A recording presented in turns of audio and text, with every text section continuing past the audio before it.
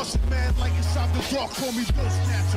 Just the brother for the rapture. I hang glide, holding on strong, hard to capture. Extravagant, resurrect the track and it's militant. And I react like a garden and start killing. It's manifesting. The God's work like appliances, dealing in my sleep like a lot. With Boruto Chapter 72 done, we've got to talk about the major development on what just took place with Boruto Chapter 72. I think we all let out a collective groan when we saw Code get bodied so easily by Daemon so soon after he got his limiters removed, but our boy Code took his L on his chin and came back with a pretty impressive bounce back by making the Ten Tails mobile and by amping up with his own chakra. However, while a lot of you in the community expected Code to go find new allies or even unleash the Ten Tails itself, the fact he did a combination of both in the manner that he did is interesting, and quite frankly, it's a dangerous move worth applauding, especially if this Ten Tails army ends up confronting Team 7 while they're out on their mission. Let's look at what we know so far. Code took full advantage of getting his claw marks removed and decided to do the one thing he couldn't do before, which is use the claw marks to break apart the Ten Tails, which was now possible due to his higher chakra reserves. Code also infused his own chakra into the Ten Tails army that he created in order to make them better suited to defend themselves from threats as well as to move around. The Jubi chakra split up amongst them. They've been gifted a portion of Code's own chakra that's higher than Jigen, that's stacked on top of their own chakra, and by giving them his claw marks, Code is able to do quite a few different things. He's able to connect his eye to the claw marks on their bodies, which allows him to see everything they do. Likely the reason we saw the speech bubble when they were speaking is because Code also has lips on their bodies somewhere. Since the claw marks are in different areas, it's likely those lips are somewhere on there, allowing them to communicate because Code's doing all the talking. However, here's the thing, the fact that he's not only able to communicate through them and see what it is that they see, that's already dangerous enough, but the fact that they can also use his claw mark jutsu is a total game changer. When we were first introduced to Code's claw marks, we were told that they were being compared to Minato's flying Raijin in terms of how troublesome they are. Since then, we've seen that comparison is very accurate. Like Minato, he can teleport wherever he's got markers set up, but Minato was able to teleport anything his chakra was directly connected to, regardless as to if he had the mark with a flying Raijin seal or not. Code hasn't shown the ability to do that, but the fact that he can pull those Ten Tails through the other markers and through the markers on each other's bodies, and they can travel through the markers that Code has placed on their bodies, is going to make them a huge problem to deal with. Fighting a Ten Tails level threat is already a huge problem, but now they're in human bodies and they're being controlled. The chakra is more contained and they have Code's own chakra inside of it as well, meaning there is the possibility that if there's some type of a seal on them via those claw marks, the chakra could be mixing together, similar to what you see with Jinchuriki. Now, Code has one of the most dangerous fighting forces that we've ever seen in the manga for a while, and it shows that after he got destroyed by Daemon, he did one of the things I was excited to see if he would be able to pull off, which is Code was now forced to stop being a follower and grow into becoming a leader who makes his moves wisely and thinks things out in advance. He's still gonna take some L's. He's clearly on that Shigaraki and Dio path. But this move with the Ten Tails being put onto the table, this changes everything because he didn't just unleash the full Ten Tails in its glory, instead he broke it up. Code is using his mind for the first time in an effective way after he'd been spurned by emotion and had his heart broken by Ada after he confessed his love for her, which for somebody like Code who loves so strongly, that was such a traumatizing moment that the woman he was in love with essentially told him that she was in love with his rival and she had no interest in being with him. Code, as we all know, didn't take too kindly to that rejection and he vowed to get revenge, and he said when he saw Ada again, he didn't know whether or not he would take revenge and kill her or if he would actually fall in love with her all over again. Some of you guys thought Code was sounding like a stalker. Some of you thought that he was going to take the red pill and he was going to come back new and improved and etc. Me, on the other hand, I just kept thinking, Sam!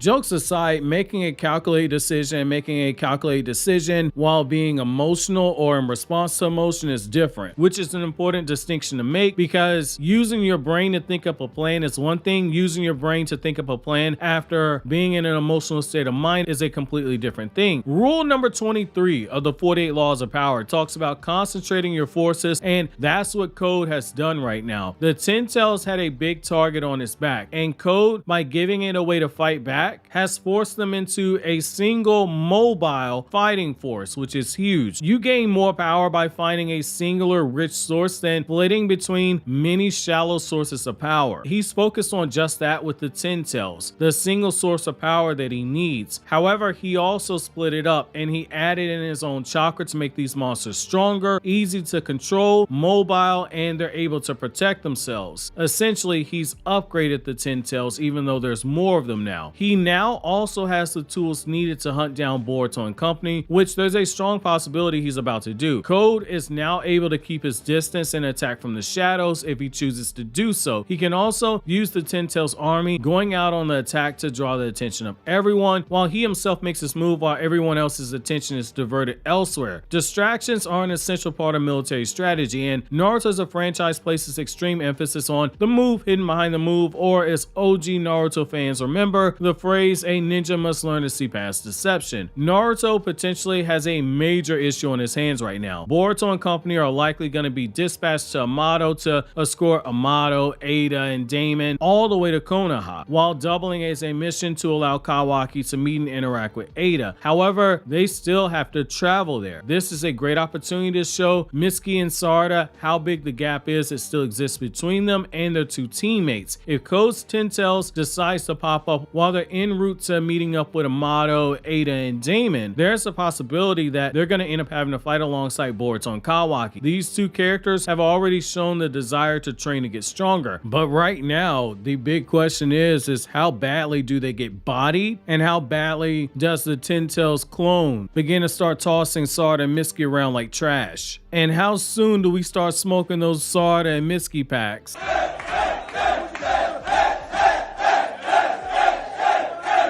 But having a desire to get stronger isn't the same thing as being pushed to grow stronger altogether. They need this battle with the 10 tails in order to show how much they have to improve. They felt spurned by being left behind by Boruto when he went to chase down Code, and in their minds, they think that Boruto almost died against Code when we know that it was actually Kawaki that killed him. However, failing to hold their own against a 10 tails clone and being forced to watch Boruto and Kawaki do the heavy lifting is going to give them that motivation to train. It's also good motivation to have them reach that next level and break through their limits, because it also allows us as readers to get an idea for how powerful these 10 tails clones are, which right now we don't have an answer to. Their chakra was split up into multiple bodies and Code mixed in his own chakra, but we don't know what level of power they have. Are we in a situation similar to the Biju, where the 9 Biju didn't have the same power level? It wasn't an equal split. Some were stronger than others. If this ends up being the case, that presents a problem for Code, but from a writing perspective,